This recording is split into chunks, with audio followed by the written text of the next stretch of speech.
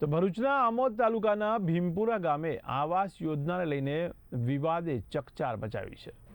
તો લાભાર્થી રમેશ રાઠોડે સરપંચ દીપસંગ રાઠોડ પર 1.10 લાખની રકમના દુરુપયોગના આક્ષેપ કર્યા બાદ આ વિડીયો સોશિયલ મીડિયામાં વાયરલ થયો છે. ત્યારે આખો મામલો સામે આવતા બી ઇન્ડિયા ન્યૂઝની ટીમે સ્થળ તપાસ કરતા મકાનનું બાંધકામ હાલ છત લેવલ સુધી પહોંચ્યું હોવાનું જોવા મળ્યું છે.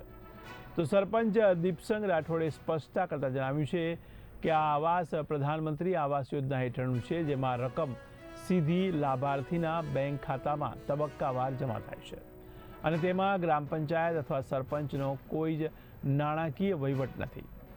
સરપંચના જણાવ્યા મુજબ લાભાર્થીએ મળેલી રકમમાંથી અમુક રકમ અંગત કામમાં વાપરી નાખી હોવાના કારણે તેમજ કોન્ટ્રાક્ટરને તબક્કાવાર ચૂકવણી થવાને કારણે બાંધકામમાં વિલંબ થયું છે.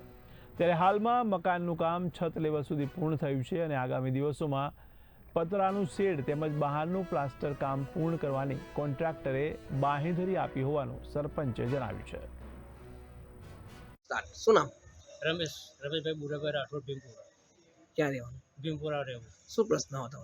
આજે અમારે સરદાર આવાસ મંજૂર થયેલી, તેમાં પૈસા મારા ખાતામાં પૈસા આવેલા, તો સરપંચે કીધું કે પૈસા તમારા આવી ગયા છે, તો એ પૈસા ઉપાડીને રાજુભાઈ કોન્ટ્રાક્ટરને તમે પૈસા આપી દો. અને એ રાજુભાઈને સાહેબ ઓળખતો નથી, અને એ પૈસા ઉપાડીને રાજુભાઈને આવ્યા તો મારું આટલું કામ કર્યું ને બીજા પૈસા ખાઈ ગયા ને પછી કોમ બાકી રાખ્યું છે.